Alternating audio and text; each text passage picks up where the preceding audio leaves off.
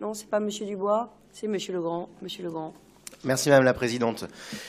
Madame la Présidente, Monsieur le Vice-président, à la lecture de ce rapport, on sent une ardeur particulière de l'exécutif à correspondre aux exigences de la loi NOTRe formulée par le gouvernement socialiste en 2015.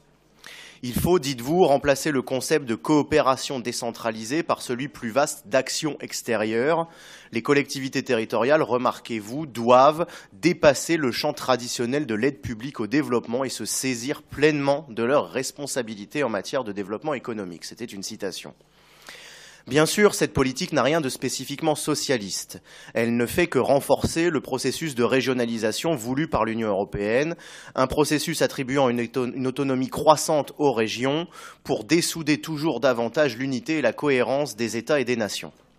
Ce pari se veut séduisant parce qu'il agite le chiffon rouge du développement économique et des partenariats interrégionaux gagnant-gagnant. C'est un pari dangereux au regard de la faillite actuelle du système européen.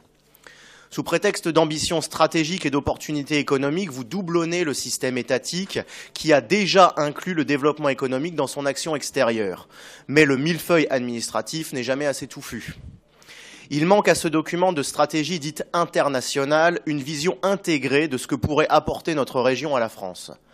Pour cela, il faudrait faire l'inverse de ce qui est envisagé, arrêter de céder aux initiatives intempestives de chaque majorité régionale et inscrire notre compétence dans le cadre de l'action nationale confiée au Quai d'Orsay.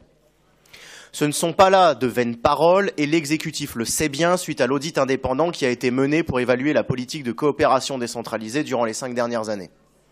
Dans ce rapport, grâce aux résultats mis en évidence par cet audit, vous souhaitez mettre fin aux dispositifs douteux mis en place par la gauche qui ont dilapidé un certain nombre de moyens humains et financiers. On ne peut que s'en féliciter.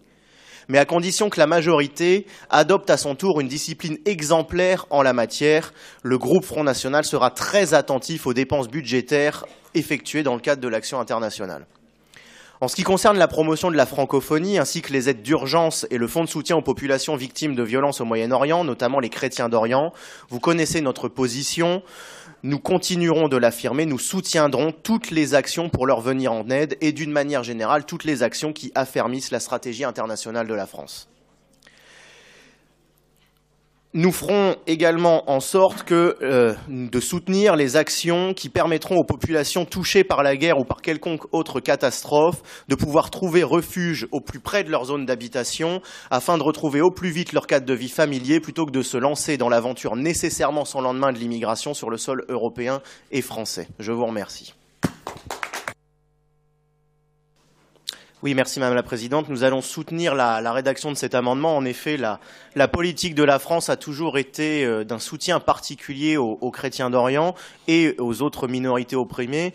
Il ne faut quand même pas se voiler la face. Ce sont des minorités qui sont particulièrement victimes de persécutions dans cette région du monde où elles sont installées pourtant depuis plusieurs siècles et qu'il convient donc de protéger plus particulièrement. Je vous remercie. Merci Madame la Présidente. Monsieur le Vice-président, vous avez raison, nous avons des divergences philosophiques et politiques profondes sur ce sujet. Bien sûr, vous appliquez la loi NOTRe, vous avez raison de le faire, vous le faites avec beaucoup de zèle. Je pense qu'à votre place, nous l'aurions fait avec beaucoup plus de retenue ou en nous limitant sans doute à de la coopération dans le cas de catastrophes naturelles ou ce genre de choses, ce genre de solidarité élémentaire sans aller beaucoup plus loin.